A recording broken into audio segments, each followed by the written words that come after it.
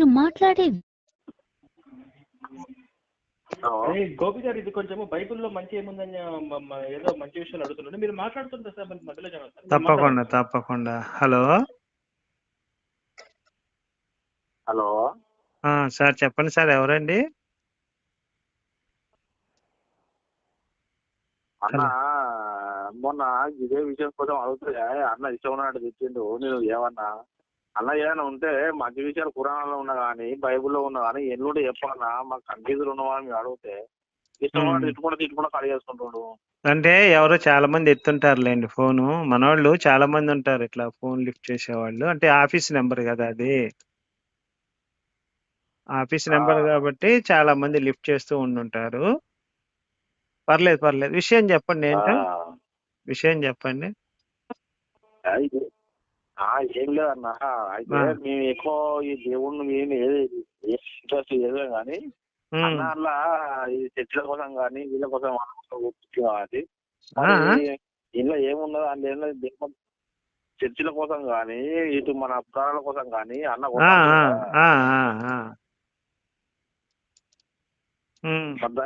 ఎన్నో కొన్ని తెలుసుకుంటే మాకు కొంచెం అనుభవం ఉంటుంది కదా అని పోయేస్తే అదే కొంతమారు అప్పుడప్పుడు మమ్మల్ని తిడతా ఉంటారను గబిక్కిన ఆ గొంతు మీదేమనుకొని మన వాళ్ళు తిడతా ఉంటారు. సరే, ఆ విషయం వదిలేసేయండి. ఇప్పుడు చెప్పండి సార్. ఇప్పుడు అప్పుడప్పుడు మాకు తాగి ఫోన్ చేస్తుంటారండి, చేసి మమ్మల్ని తిడతా ఉంటారు. మాకేం చేయాలి అర్థం కాక అదే గొంతు అనుకొని మేము ఫోన్ ఎత్తంగానే అదే గొంతు అనుకొని మేము తిడతాం అనమాట. అలా అన్న అయ్యో పర్లేదు పర్లేదు, చెప్పండి సార్. ఇప్పుడు నేను ఉన్నాను కదా, నేను మంచిగా మాట్లాడుతున్నాను కదా, ఇబ్బంది లేదు. చెప్పండి, ఏంటి మీ ప్రాబ్లం? ప్రాబ్లం ఏం లేదు, మనకు భగవద్గీత ఉన్నది. భగవద్గీత ఇటు అన్ని ఉన్నాయి, మనకు ఏది ప్రాముఖ్యం అన్న? ఇప్పుడు మీరు ఏం చేస్తుంటారండి? అన్న నేను కూలి పని చేసుకుంటా అన్న. ఇప్పుడు కూలి పని చేసుకొని నువ్వు ఆడ డబ్బులు సంపాదించుకొని నీ పెళ్ళాం పిల్లల్ని పోషించుకోక నీకు ఎందుకు వచ్చిన తిప్పలే ఇవన్నీ? ఇప్పుడు నీ పిల్లలు ఉన్నారు, వాళ్ళని చదివించుకో చక్కగా, వాళ్ళ మార్గం ఏటో మంచి తెలుసుకో. నీ భార్యకి మంచి చీర కొనిపించడం, బట్టలు కొనిపి, నీ పిల్లలకు బట్టలు కొనిపించడం, వాళ్ళు ఏ స్కూల్లో వేస్తే బాగా మంచి మార్కులు వస్తాయి, ఇలాంటివి చెప్పుకోకుండా నిన్ను సన్నాసి అంటారు. ఇట్లాంటి పనులు చెప్తే నీకెందుకు? అసలు దేవుడిని నమ్మితే ఎందుకు, నమ్మకపోతే ఏమొస్తుంది చెప్పు? కూలి పని చేసుకునేవాడికి ఇప్పుడు ఎదురుగుంటే నీ ఖచ్చితంగా నీ గడ్డి నోట్లో ఇన్ని తమ్ముడు, నీ గడ్డి నోట్లో పెట్టేవాడు నేను. చక్కగా పిల్లలు నువ్వు చేసుకునేది కూలి పని, నీకు వచ్చేది 10 రూపాయలు 100 రూపాయలు డబ్బులు. ఆ డబ్బులు నువ్వు ఇంకా ఎట్లా సంపాదించాలి, నా పిల్లల్ని బాగా చూసుకోవాలని ఆలోచన రావాలి. కానీ ఇవన్నీ ఎవడు మాట్లాడుతున్నాడే? కడుపు నిండేవాడు మాట్లాడే మాటలు ఇవన్నీ కూడా. అర్థమైందా? వాడికి ఏం పని లేదు, శుభ్రంగా కడుపు నిండింది, ఏదో అది ఇది మాట్లాడాలని వాడు మాట్లాడతాడు. నువ్వు పని చేసుకుని నాతో మాట్లాడే టైంలో నువ్వు కూలి పని చేసుకుని 100 రూపాయలు వస్తాయి నీకు చక్కగా. బండి ఉందా? 2 వీలర్ ఉందా నీకు? 2 వీలర్ ఉందా తమ్ముడు? మరి ఏంది అమ్మా, నువ్వేం మనిషి తమ్ముడు? ఇప్పుడు నీ భార్య కొంటూ బాగా గబిక్కిన ఎక్కడ పక్క ఊరికి తీసుకెళ్ళాలి, ఎట్లా సైకిల్ మీద తీసుకెళ్తావా? లేదన్నా, మేము ఇక్కడ నుంచి అదే అసలు ఊళ్ళో హాస్పిటల్ తీసుకెళ్లాలన్నా బండి ఉండాలి కదా, ఊర్లో హాస్పిటల్ బండి ఉండాలి కదా. ఫస్ట్ దాని గురించి ఆలోచించు. బండి ఎట్ట కొనుక్కోవాలి, నా బతుకు ఎలా బతకాలి, కొంచెం మంచి బట్టలు అన్నా ఉన్నాయా వేసుకోవడానికి?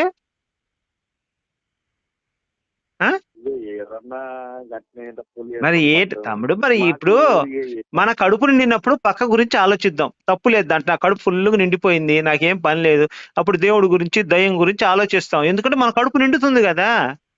అసలు మన కడుపే నిండినప్పుడు దేవుడు ఉంటే ఎందుకు, లేకపోతే ఎందుకు? దయ్యం ఉంటే మనకెందుకు, లేకపోతే ఎందుకు? చెప్పు, నేను చెప్పిన దాంట్లో న్యాయం ఉందా లేదా చెప్పు చెప్పు. అందుకని నువ్వు బాగా డబ్బులు నేను నీకేం చెప్తాను, ఒక అన్నగా నువ్వు డబ్బులు సంపాదించుకో, చక్కగా భార్య బిడ్డలను పోషించుకో, ఆ పిల్లలకు మంచి భవిష్యత్తు నువ్వే దేవుడివి నీ భార్య బిడ్డల పట్ల. నువ్వు మంచి భవిష్యత్తు ఇస్తే నీ పిల్లలకి నువ్వే దేవుడివి, వేరే దేవుడితో పని లేదు నీకు. ఇంకా నువ్వే దేవుడు అయిపోతావు. నీ భార్య బిడ్డలను చక్కగా చూసుకొని వాళ్ళకి మంచి ఉద్యోగం వచ్చేటట్టు చేసుకుని, మంచి భవిష్యత్తు, మంచి కలెక్టర్లో పెద్ద ఐఏఎస్లు కాదు, ఏదో మంచిగా వాళ్ళు చదువుకొని సాఫ్ట్వేర్ ఎంప్లాయీ బతికి చిన్న చిన్న ఉద్యోగాలు చేసుకుంటూ బతికి చాలు. నా తండ్రి గొప్పడని చెప్పుకుంటారు వాళ్ళు. నా తండ్రి మమ్మల్ని చక్కగా పెంచాడు, మేము సరే మంచి సరే పొజిషన్ లో ఉన్నాం అనే ఆలోచన వాళ్ళకి వస్తుంది.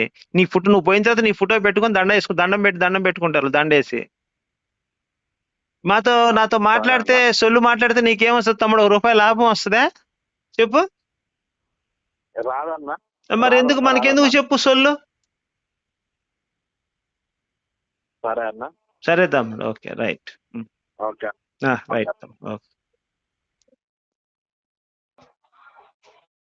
మీరు మాట్లాడే అదే గోపి గారు, ఇది కొంచెం బైబిల్లో మంచి ఏముందని ఏదో మంచి విషయాలు అడుగుతున్నాడు. మీరు మాట్లాడుతుంటారు సార్, మరి మధ్యలో జనం సార్. మీరు మాట్లాడండి. తప్పకుండా. హలో హలో సార్, చెప్పండి సార్, ఎవరండి? అన్న, మొన్న ఇదే విషయం కోసం అడుగుతే అన్న ఇష్టం ఉన్నట్టు తెచ్చిండు. నేను ఏమన్నా అన్న ఏదైనా ఉంటే మంచి విషయాలు పురాణాల్లో ఉన్నా కానీ బైబిల్లో ఉన్నా కానీ ఎన్నుంటే చెప్పన్నా, మాకు కన్ఫ్యూజన్ ఉన్నవా అని మీరు అడిగితే ఇష్టం ఉన్నట్టు తిట్టుకుంటూ కడి చేసుకుంటుండు. అంటే ఎవరో చాలా మంది ఎత్తుంటారులేండి ఫోను. మనోళ్ళు చాలా మంది ఉంటారు ఇట్లా ఫోన్ లిఫ్ట్ చేసేవాళ్ళు. అంటే ఆఫీస్ నెంబర్ కదా అది, ఆఫీస్ నెంబర్ కాబట్టి చాలా మంది లిఫ్ట్ చేస్తూ ఉండుంటారు. పర్లేదు. విషయం చెప్పండి, ఏంటో విషయం చెప్పండి. ఏం లేదన్న, అయితే మేము ఎక్కువ ఈ దేవుణ్ణి మేము ఇంట్రెస్ట్ ఏదో కానీ అన్న అట్లా ఈ చర్చిల కోసం కానీ వీళ్ళ కోసం కానీ ఇంట్లో ఏమున్నదో అందులో చర్చిల కోసం కానీ ఇటు మన పురాణాల కోసం కానీ అన్న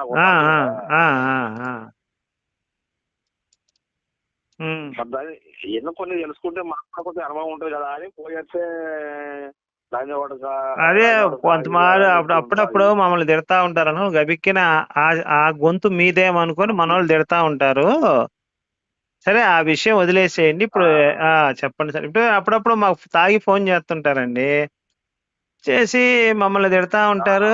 మాకేం చేయాలి అర్థం కాక అదే గొంతు అనుకొని మేము ఫోన్ ఎత్తంగానే అదే గొంతు అనుకొని మేము తిడతాం అనమాట. అలా ఏమన్నా అన్న, అయ్యో పర్లేదు.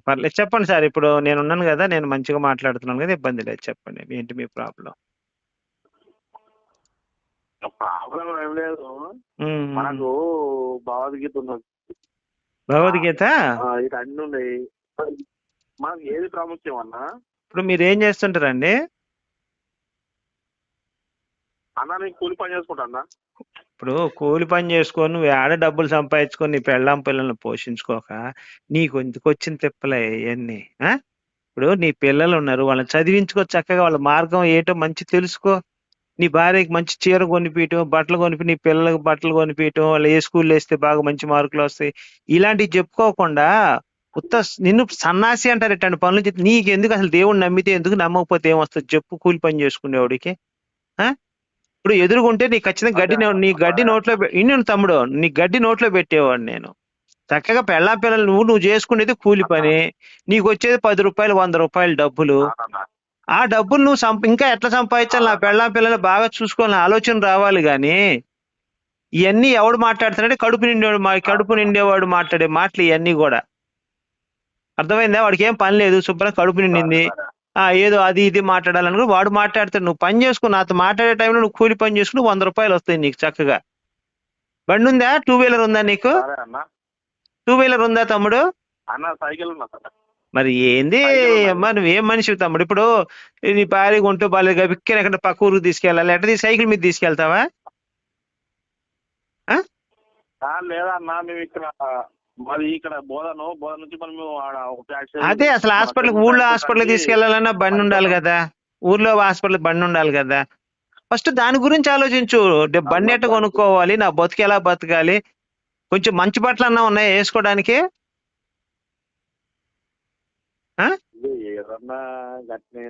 మరి ఏంటి తమ్ముడు? మరి ఇప్పుడు మన కడుపు నిండినప్పుడు పక్క గురించి ఆలోచిద్దాం, తప్పు లేదు దాంట్లో. నా కడుపు ఫుల్గా నిండిపోయింది, నాకేం పని లేదు, అప్పుడు దేవుడి గురించి దయ్యం గురించి ఆలోచిస్తాం. ఎందుకంటే మన కడుపు నిండుతుంది కదా.